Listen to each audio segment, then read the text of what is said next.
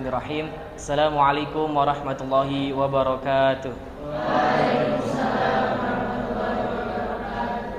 Alhamdulillahirabbil alamin wa bihi nasta'inu ala umuri dunya waddin wa ala alihi wa sahbihi ajma'in, amma ba'du. Perkenalkan, saya Muhammad Farhan Ar-Rasyid selaku moderator pada hari ini akan membimbing jalannya penyampaian materi. Baik, untuk mempersingkat waktu, marilah kita mulai sesi penyampaian materi pada hari ini. Pada hari ini kita akan mulai pembelajaran mata kuliah studi fikih yang pada kesempatan kali ini kita akan mendengarkan dan memahami secara sama materi yang akan disampaikan oleh beliau Yai Mim. Kepadanya saya persilahkan. Assalamualaikum warahmatullahi wabarakatuh. Alhamdulillahi wa ba'd. Anak-anakku semuanya, panggil anak-anak aja ya. Anak-anak apa saudara-saudara? Anak-anak aja, biar lebih bapak sama anak. Kalau S2 dipanggil saudara, kalau S3 dipanggil bapak dan ibu. Kalau mahasiswa dipanggil antara anak dan saudara itu. Jadi enaknya dipanggil anak-anak. Nanti kalau udah mau skripsi tak panggil saudara ya, biar nggak cepet tua. Baik, dilepas saja anunya, apa? Maskernya. Selamat berjumpa kembali dengan saya Yai Mim, pengampu mata kuliah studi fikih. Pada dua pertemuan yang lalu sudah kita sampaikan tentang hakikat atau pengertian studi fikih atau pengertian fikih, distingsi atau beda antara fikih dengan syariah. Saya ingin mereview atau mengulang sedikit tentang syariah dan fikih. Kalau syariah itu dari Allah, syariah itu dari Allah, tidak boleh dirubah, ya toh? Dari Allah lewat Rasulullah kepada kita. Ditulis dalam atau dituangkan dalam kitab induk namanya Al-Quran, disebut dengan kitab. Yang kedua adalah As-Sunnah, disebut dengan hadis. Jadi dua sumber utama ini sumber syariah, masih utuh. Jadi teks Al-Quran 14 surat atau 114 surat, 114 surat, 30 juz, sekian ribu ayat, sekian juta huruf, itu syariah. Lalu ditambah dengan hadis yang dibukukan dalam 6 kitab hadis, disebut dengan kutubus sittah. Apa aja itu kutubus sittah itu? Apa aja?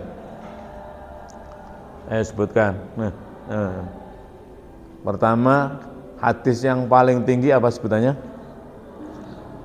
Yang sahihnya tingkatannya paling tinggi disebut dengan Sahih Al-Bukhari. Apa? Kemudian bawahnya Sahih Muslim. Dikumpulkan oleh Al-Imam Al-Bukhari. Ini bukan orang Arab, ini orang Bukhara, orang Rusia. Kemudian Sahih Muslim. Yang kedua, ketiga Sunan, berikutnya namanya Sunan-Sunan ya. Kalau yang kedua ini disebutnya Sahih. Maka hadis yang dirawikan atau diriwayatkan oleh dua imam ini disebut dengan muttafaq alaih. Muttafaq alaih, disepakati oleh dua imam hadis besar, yaitu Bukhari dan Muslim, disebut dengan sahihani atau sahihaini. Maka kalau ada hadis itu muttafaq alaih itu ini. Lah adapun matan bisa dari Bukhari, bisa oleh Muslim.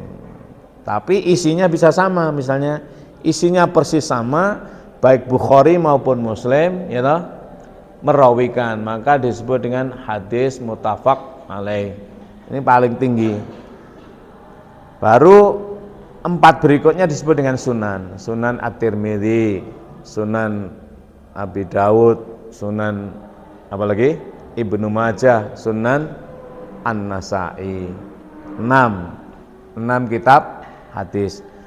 Al-Quran 30 juz, 114 surat, sekian juta huruf, sekian ribu ayat, dan 6 kitab hadis ini menjadi marja utama atau sumber hukum yang disebut dengan syariah. Apa? Syariah. Nah, kemudian, ini masih utuh, ya. Syariah itu misalnya sholat, contoh, sholat itu. Sholat tarawih itu ada kan? Sholat tarawih atau qiyamul lail di bulan Ramadan itu ada ya, itu syariah. Nah, bilangannya berapa itu fikih. Maka al-fiqhu al-fahmu. Bilangannya berapa? Ada yang 8, ada yang 20, ya, ada yang 40, ada yang 40 sekian. Ada yang enggak 40? Ada. Di yang 20 itu di Masjidil Haram, baik Makki maupun Nabawi. 2 masjid ini menggunakan 20 rakaat. Yang 8 itu di mana? Di Indonesia. Ya, Indonesia banyak 8. Kamu berapa? Kalau tarawih berapa? 20. Mosok. Oh. Kalau di masjid 20, kalau di rumah berapa? 20, luar biasa ya. Kalau saya di rumah 8, kalau di masjid 20. Aslinya sholat tarawih itu hanya 2 rakaat. Aslinya sholat qiyamul lail itu 2 rakaat. Tapi masuk 2 rakaat Ramadan, ini ditambahlah. Ada yang 8, ada yang 20, ada yang 36, ada yang 40. Di Masjid Amr bin As ya, di Mesir itu 48 rakaat. 48 rakaat ditambah 11 witir, berapa itu? 50 berapa? Hah? 59 ya. Namanya qiyamul lail ya mulai Isya itu sampai menjelang subuh. Tapi tentu berhenti-berhenti diselani bahasanya itu. Di sela-sela itu ada makan-makan, kemudian juga sahur, lalu witir, kemudian diakhiri dengan masuk subuh itu.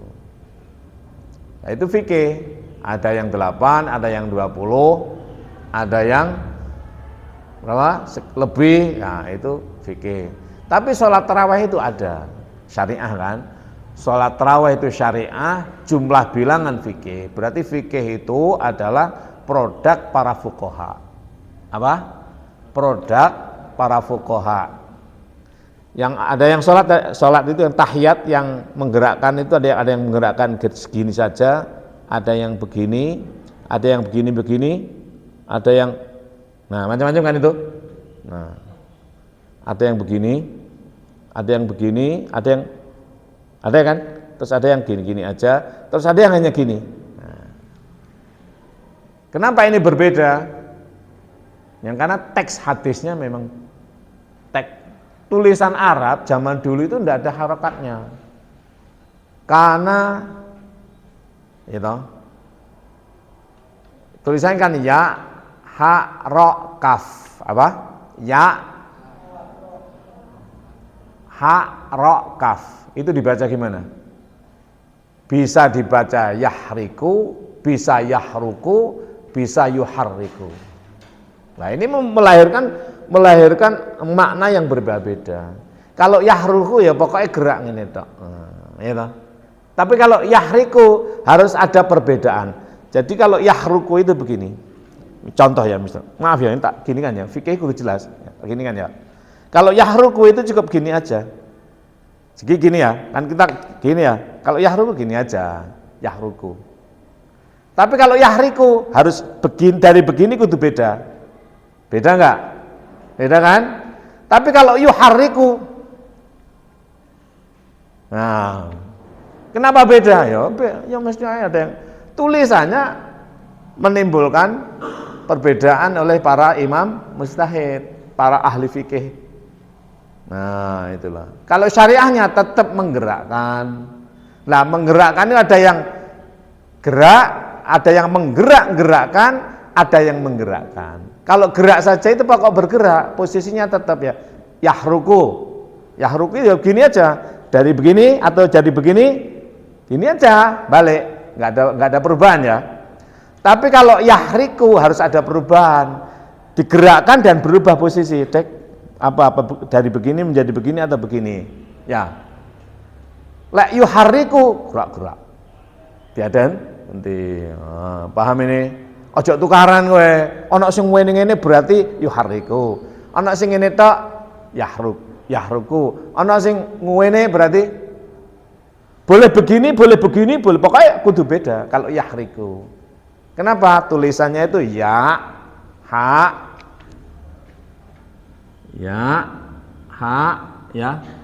kaf. Nah, gini loh. Ini bisa dibaca yahruku, bisa dibaca yahriku, bisa dibaca yuharriku. Nah. Tak. Ya, gini, paham ini ya? Paham nggak ini? Bisa ini. Pertama yahruku dulu. Kalau yahruku pokok bergerak, tidak harus ada perubahan. Uget-uget, kamu kalau tidur misalnya menendak balik meneh lah itu yahruku. Tapi kalau yahriku kudu miring taya apa? Ada perubahan ya? Kok enggak nyambung sih? Paham enggak ini? Paham ya? Nah, ini maksudnya supaya nanti terjadi saling menghormati. Yahriku, pelan-pelan ya. Nah, bedanya di mana? Ini kan, terus ini yuharriku. Nah, ini bedanya. Iki litat'ib walitatwiyah. Yuharrik. Nah, oleh karena itulah memahami teks Arab itu harus bisa bahasa Arab. Bahasa Arab itu ini gerak gitu aja, Pak. Gerak. Ini gerak berubah ya. Ini gerakan apa? Gerakan ya. Ini menggerak-gerakkan ya. Paham ini? Lah, tapi gerak itu syariah, modal gerakannya fikih. Pendapat orang, kamu milih yang mana? Terserah kamu. Ya, mau begini berarti yuharriku. Mau begini berarti yahriku. Kalau mau berarti yahriku. Semua benar. Paham ini? Itulah bedanya fikih dengan syariah. Kalau syariah itu tetap, fikih itu beda-beda. Kenapa? Ya karena pendapat orang. Pendapat para pakar hukum Islam. Oleh karena itulah tidak semudah orang itu membuat fatwa. Orang itu harus paham, terutama bahasa Arab. Kenapa? Ya karena teksnya berbahasa Arab. Maka kalau kamu hanya menggunakan terjemah, tidak tahu asal usul bahasanya, ya kurang luas. Nah, tujuan daripada fikih dengan banyaknya pendapat itu agar supaya kita ini bisa saling menghormati, bisa saling menghargai. Nah, disitulah bedanya fikih dan syariah. Fikih itu dari Allah kepada Rasulullah kepada kita. Kalau fikih syariah itu dari Allah pada Rasulullah kepada untuk kita. Fikih, nah itu dari Allah pada Rasulullah untuk kita, oleh kita diistihadi, oleh kita diistihadi.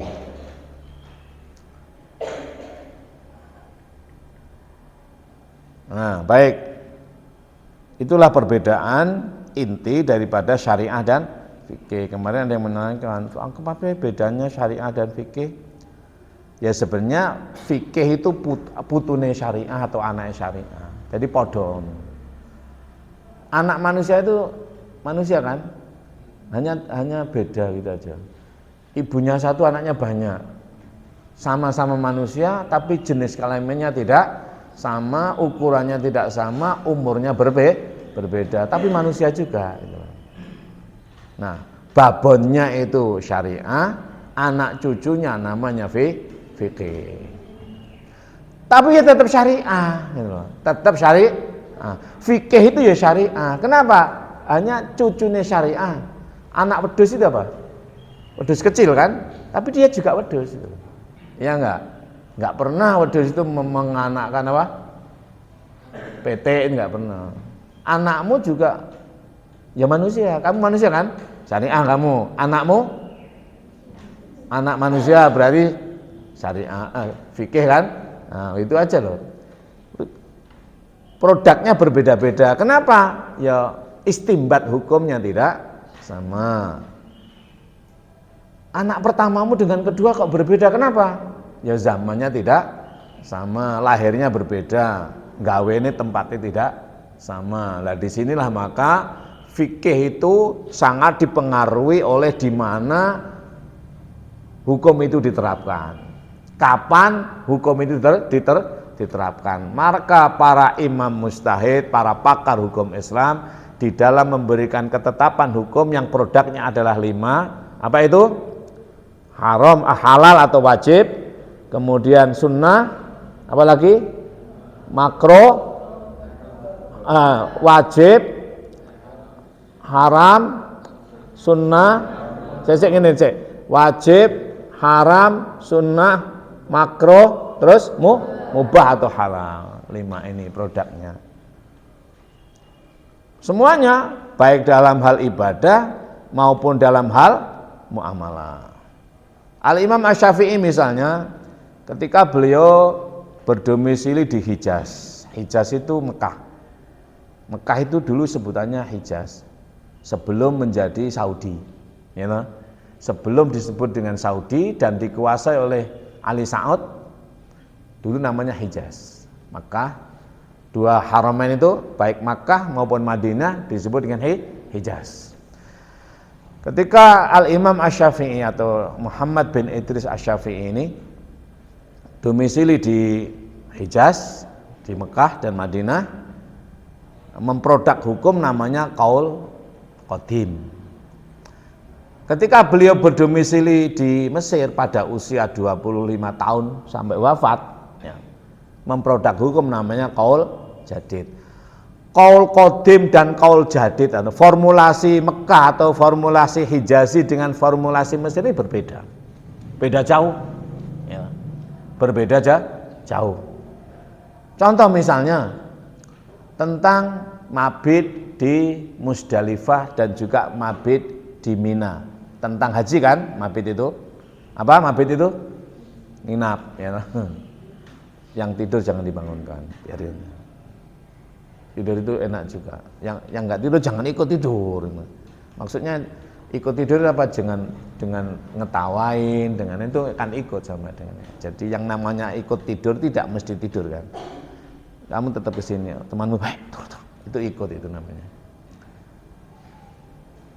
Jadi Al-Imam Asy-Syafi'i ketika berdomisili di Hijaz memformulasi atau memproduk hukum fikih, ya know, namanya Qaul Qadim. Ketika hijrah atau berdomisili di Mesir sampai dengan wafat memproduk hukum namanya Qaul Jadid. Maka formulasi Mekah dan formulasi Mesir, formulasi Hijaz, formulasi Mesir berbeda. Contoh mabit di Musdalifah. Apa mabit itu? Menginap bagi jamaah haji di Musdalifah maupun di Mina. Dalam qaul qadimnya Al-Imam Asy-Syafi'i mengatakan min wujubil haji, sebagian dari wajib haji. Konsekuensinya bagi jamaah haji yang tidak mabit di Musdalifah dan juga tidak mabit di Mina, hajinya sah tapi wajib bayar dam. Ya toh? Nah, ketika beliau sudah berdomisili di Mesir, ketika beliau sudah hijrah dari Hijaz ke Mesir, kemudian domisili di sana, beliau mengatakan bahwa mabit bi Musdalifah min sunanil haji. Mabit di Musdalifah itu sunnah haji. Adapun mabit di Mina tetap min wujubil haji. Mabit di Musdalifah bukan termasuk wajib haji, tapi termasuk sunnah haji. Konsekuensinya jamaah haji yang tidak bisa mabit tidak masalah. Yang bisa mabit dapat pahala. Kenapa? Karena hanya sunnah. Nah, sampai sekarang terjadi perdebatan. Tapi kalau sekarang udah enak ya, akhir-akhir ini tahun 2019 saya haji itu enak. Tahun 2000 berapa itu? 2004, 2005, 2007 ya kalau nggak salah itu. Nggak bisa. Kenapa? Karena lokasinya sedemikian. Alhamdulillah saya itu sering haji. Alhamdulillah. Nggak tahu berapa kali. Pokoknya saya terakhir haji tahun 2019 bersama ibu dan istri. Habis itu terus ada pandemi itu. Mestinya kemarin berangkat, tapi masih tak tunda dulu. Tahun ini ya, tahun depan insya Allah. Sekarang haji itu repot ya kayak gitu, nunggu lama. Ya saya alhamdulillah bolak-balik haji. Rahasianya apa? Supaya mudah haji itu. Apa?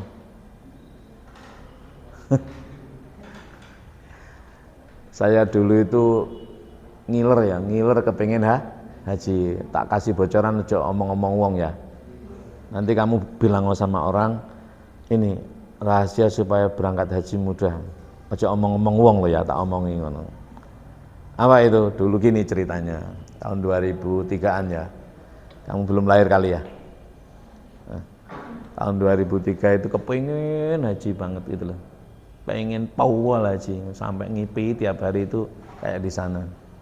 Lalu ngomong sama bapak itu ayah saya, almarhum. Pak kepengen haji kalau bahasa Jawa. Ya haji ya berangkat toh. Dodol sawah toh Pak. Jual sabin toh Pak. Jual apa? Sawah toh Pak. Loh, lah nyapa jual sawah? Lah gaji kan bayar tuh Pak. Dulu masih murah haji. Ya bayar kalau sing murah. Gimana caranya? Itu loh, orang yang berangkat ke masjid subuh itu bawa duit akeh. Bawa uang banyak. Sandalnya totonan itu. Apa? Sandalnya kamu tata. Sandalnya orang jamaah itu di masjid kamu tata yang rapi. Orangnya sholat kamu tata. Satu sandal sama minta berapa juta gitu ya. Ya Allah ini satu sandal 100 juta. Nanti kalau nggak diberikan sekarang kan untuk anakmu, cucumu, kan gitu kan? Juk sak melihat boleh semakin banyak tambah nggak masalah itu loh. Kamu jangan khawatir, ya Allah sak melihat apa kamu kuat? Nanti kamu kere. Nggak begitu, Allah itu maha kaya itu loh. Kamu jangan ragu sama Allah itu. Lah, aku seakan Gusti Allah masuk tak jaluki terus sakno lah. Engko Gusti Allah meremati lah, aja gitu loh. Semakin kamu minta banyak semakin senang. Hanya Allah tahu berapa yang kamu butuhkan sesuai dengan kebutuhanmu. Apa yang kamu minta diberikan. Hanya persoalan pemberiannya kapan, seperti apa itu urusan Allah. Itu loh. Bisa jadi diberikan kamu nanti di akhirat atau anakmu atau cucumu. Dan bahkan apa yang kamu alami ini doa orang tuamu atau kakekmu loh. Ya enggak? Kok moro-moro saya punya mobil baru dan ini doa orang tuamu loh. Bisa jadi gitu. Toto sandal itu. Nah itu saya. Dulu saya tinggal di Ma'had sini tahun 2000 sampai 2003. Rumah yang ditempati Kiai Hamzah itu rumah saya. Dulu saya tinggal di situ. Awal mula berdiri Ma'had Sunan Ampel Al-Ali itu. Saya tinggal di situ. Saya salah satu kiai. Salah satu dewan kiai di situ. Nah itu saya noto sandal kalian tuh. Sandalmu dulu pondoknya masih jadi satu, ini belum ada. Gedung ini belum ada, pesantren putih belum ada, hanya di sana. Jadi pondok Al-Farabi dan sebelahnya Ibnu Rus ya, itu untuk putra. Terus kemudian Al-Ghazali dan apa ini? 3 ya. Itu untuk putri. Jadi satu dulu. Menerima mahasiswanya masih sedikit. Ini baru ini. Ini tahun berapa ya? 2005 atau 2006. Awal mula di sana semua. Nah, saya noto sandalmu itu. Alhamdulillah saya berangkat haji. Dan nggak bayar itu loh. Sampai sekarang. Tapi sering bayar, terus ada yang bayar, ada yang enggak. Pokoknya berangkat lah pokoknya. Yang penting berangkat itu. Nah itu kalau kamu mau amalkan. Apa? Noto sandal. Ojo karo ngamo, ana sing kalau ada sandalmu, alhamdulillah ada sandal murad marid, alhamdulillah. Sak nuntute, enggak harus semuanya. Dapat 10 lumayan, lumayan. Misalnya banyak gitu ya jangan semuanya. 10 sandal aja, pergi. Enggak apa-apa. Sampai sekarang saya lakukan begitu. Ngepel WC masjid, sampai sekarang saya lakukan. Minta bayaran sama Allah. Minta bayaran sama Allah. Apa itu? Apa wae terserah kamu. Buang sampah dan lain sebagainya. Baik, saya kembali pada qaul qadim dan qaul jadid. Nah, qaul qadim dan qaul jadid namanya fikih. Mabit namanya syariah. Mabit itu syariah. Hukum daripada mabit itu adalah fikih. Nah, hukum itu lahirnya setelah dulu zaman Rasulullah tidak ada hukum-hukum. Pokoknya Rasulullah melakukan gitu aja. Lalu diistihadi oleh para ulama, wah ini sunnah, wah ini wajib, wah ini ya. Yang 5 waktu itu diistihadi sebagai wajib. Kenapa? Karena Rasul tidak pernah meninggalkan. Sesuatu yang tidak pernah ditinggalkan oleh Rasulullah dan berdasarkan juga hadis, ucapan beliau, sabda-sabda beliau dan juga Quran, maka diistihadi menjadi wajib ain, misalnya sholat 5 waktu ya. Nah kemudian jamaah, lah ini fikih. Ada yang mengatakan sunnah muakkadah, ada yang mengatakan wajib, ada yang mengatakan sunnah saja untuk jamaah di masjid. Bagaimana dengan wanita? Nah wanita ada macam-macam kan. Sholatnya wanita di rumah itu lebih baik gitu. Tapi berarti bukan dilarang pergi ke masjid, boleh pergi ke masjid. Bahkan Jumatan itu wanita boleh ikut. Karena zaman dulu itu kalau Jumatan kan situasinya nggak aman. Ini ngobrol dulu ya, fikih ya. Ini belum masuk materi, ngobrol dulu. Bicara fikih. Di zaman dulu itu Jumatan kan khusus laki-laki. Tapi istri mereka diajak. Istrinya diajak sehingga istri para jamaah sebagian enggak semuanya itu dikasih tempat oleh Kanjeng Nabi di masjid Kanjeng Nabi kan kecil. Ya. Nah untuk itulah maka sebagian imam misalnya Abu Ma'ruf mengatakan bahwa pengelola masjid wajib menyediakan tempat untuk perempuan, baik dipakai atau tidak. Kenapa? Karena bisa jadi ada seorang suami yang hanya punya istri, belum ada pembantu, istrinya hanya satu misalnya, satu sendirian di rumah, kalau ditinggal nggak tega terus dibawa Jumatan. Nah itu harus ada tempat.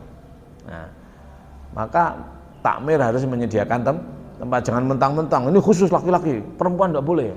Nah, nanti mbok mulai ini apa? Kamu kalau mempertimbangkan hukum itu jangan sok laki-laki gitu ya. Kamu harus ingat, ibumu itu perempuan, kamu lahir dari ibumu loh. Kalau nggak ada ibumu, nggak ada kamu. Dan ibumu jenis kelaminnya apa? Maka muliakan perempuan itu loh. Berpikirlah perempuan dulu. Gimana perempuan? Baru laki-laki. Bagaimana wanita? Aman ya? Baru laki-laki. Gitu. Maka berpikirlah. Jangan hanya ibumu. Ibu itu simbol. Berpikirlah untuk perempuan terlebih dulu. Baru laki-laki. Kenapa? Ibumu itu perempuan. Maka menghormati ibu. Surga kita ini di ibu. Artinya apa? Supaya apa? The first ladies ya toh? Apa? First ladies apa istilahnya? Mengutamakan perempuan gitu. Jangan kalah dengan orang Eropa. Orang Eropa itu perempuan didahulukan. Nah kalau kita malah enggak. Ya, kualik kan? Kualik. Mikiro untuk perempuan dulu baru laki. laki-laki. Kenapa? Karena perempuan itu rentan fitnah, rentan keamanan dan lain sebagainya. Laki-laki dicolnya nggak masalah, tapi perempuan aman nggak perempuan? Nah, itu pikir dulu itu. Jadi berpikirnya yang pertama adalah perempuan, baru laki-laki.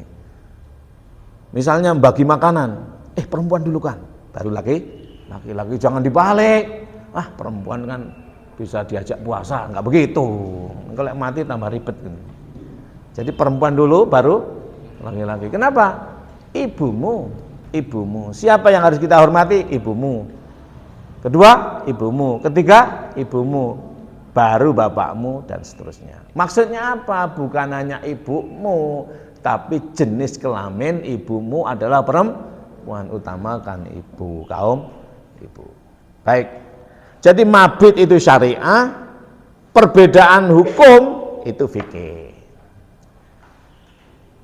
Begini menggerakkan itu syariah, cara menggerakkan fikih. Di mana letak perbedaannya? Oleh karena teksnya yang memungkinkan untuk berbeda. Nah, kalau yang begini saja berarti dikasih harokat yahruku. Yang begini yahriku, yang begini yuharriku. Antum tafhamuna?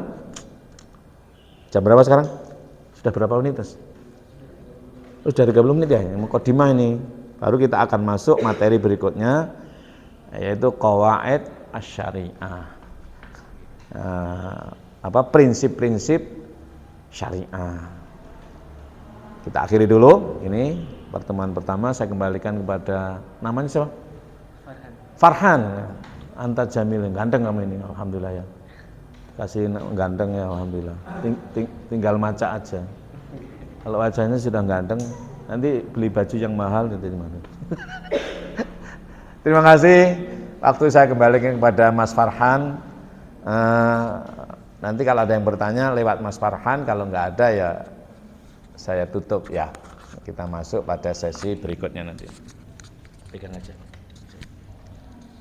Baik, alhamdulillah kita telah mendengarkan dan memahami materi yang telah disampaikan oleh beliau, materi yang sangat luar biasa dan sangat bermanfaat.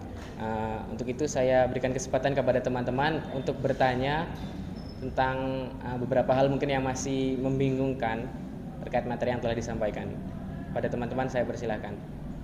Kalau ada yang bertanya. Ada nggak? Kan banyak kejadian di masyarakat. Ada yang bertanya? Mas? Nggak ada.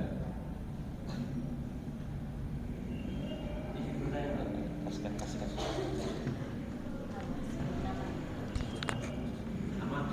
Nama Muhammad Irfan Bagtiar. Irfan. Kan dalam Islam itu fikih sudah terbagi menjadi 4 mazhab. Lah bagaimana kayak bisa jadi transisi ke 4 mazhab tersebut? Beda-beda. Bukan, kok bisa menjadi bisa menjadi 4 mazhab itu, Bu?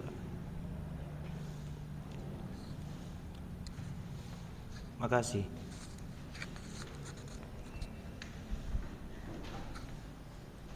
Langsung aja. Langsung dijawab. Masih ada nggak?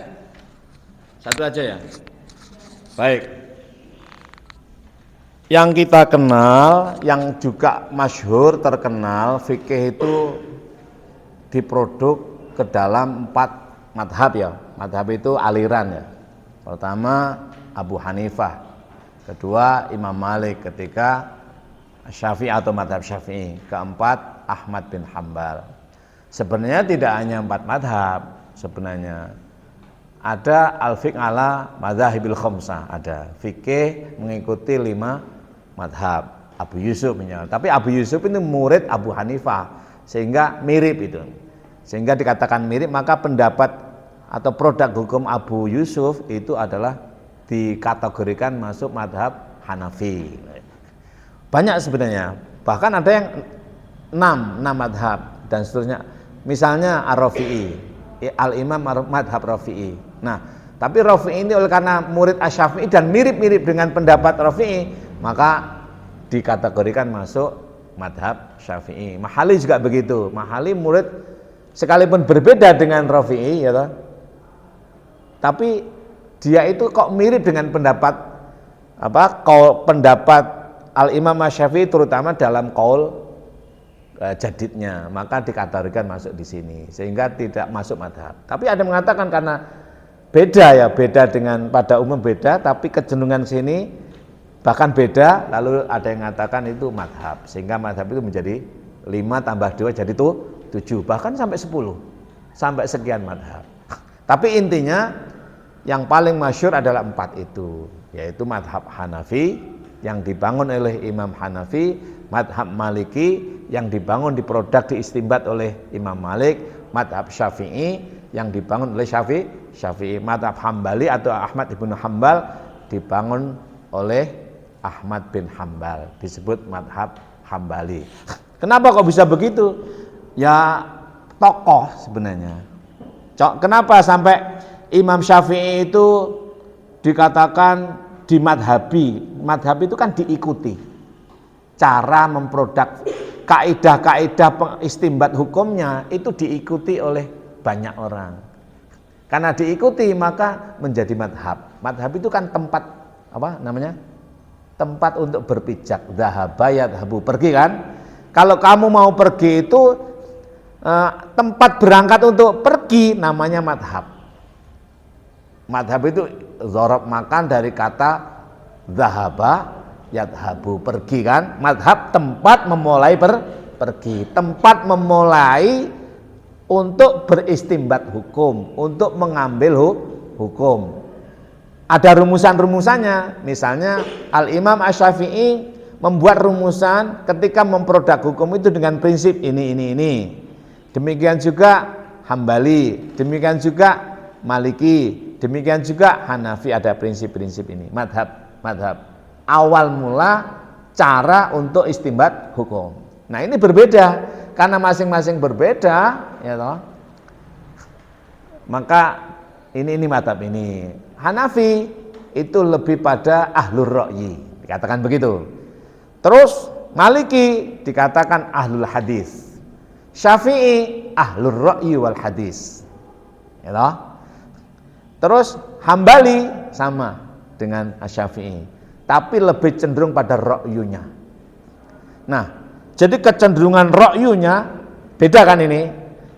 Jadi kalau Maliki itu tekstual, hadis. Kenapa? Karena backgroundnya yang ahli hadis. Kitabnya yang terkenal bernama Al-Muwatta. Hanafi itu ahlur ra'yi, ahlu maslahah mursalah. Kenapa? Karena backgroundnya beliau itu pedagang. Bos itu loh. Bos apa? Ya pokoknya itu loh, hubungannya dengan perduitan itu loh. Nanti produk hukumnya berbeda itu loh. Gitu. Terus Syafi'i ini dua-duanya ahlur ra'yi dan juga ahlul hadis. Kenapa? Karena Syafi'i murid Maliki.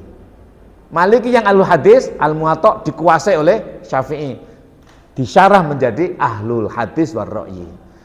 Kemudian ahlul hadis, ahlul ra'yi wal hadis, tapi lebih ra'yunya yang lebih rasionalnya, ra'yunya yang lebih mendominasi Hambali. Beda kan? Itu loh. Nah, karena beda ini. Produk hukumnya berbeda.